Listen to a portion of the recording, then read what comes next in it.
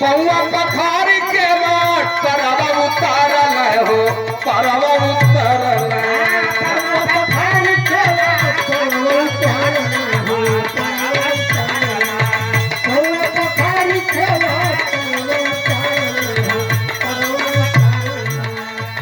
हे प्रभु, त्रेता में मर्यादा पुरुषोत्तम राम का अवतार आपके केवट पार उतरले ओकर तरन तार कैला, लेकिन भक्त कहले बा पौआ पखारी के बाट परवा उतारल हो, परवा उतारल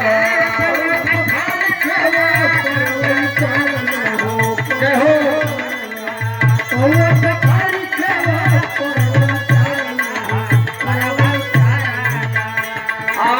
तरी गई केवट चढ़ाई नैया सबकर बिगड़ी बनवल मोर बनैया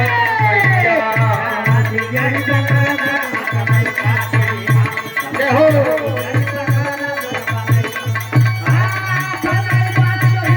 जय हो।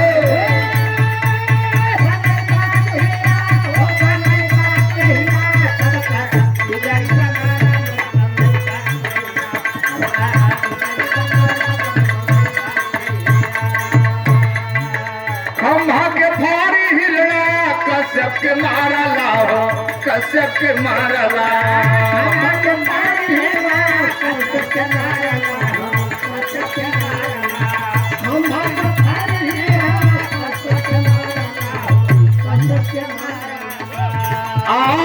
गज के मार प्रभु,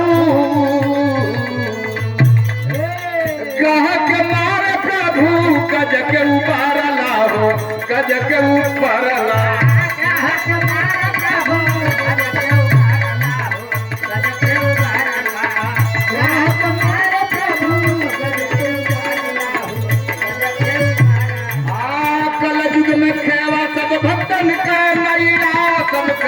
बिगड़ी बनवल मोर बनैबा कैया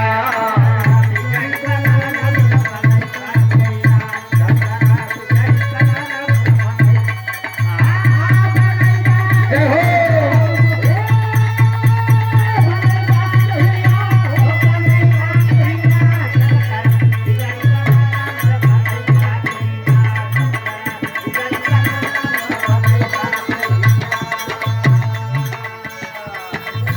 क्या बात है।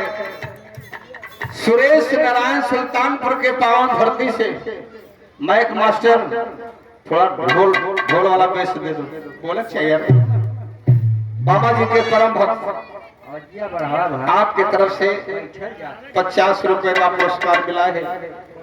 इस भजन के ऊपर बाबा जी सदा सुखी रखे, हर मोड़ पर तरक्की हो और बाबा जी सबकी मनोकामना पूर्ण कर। इस दरबार से कोई खाली नहीं गया है। अगले कड़ी में कहना है मास्टर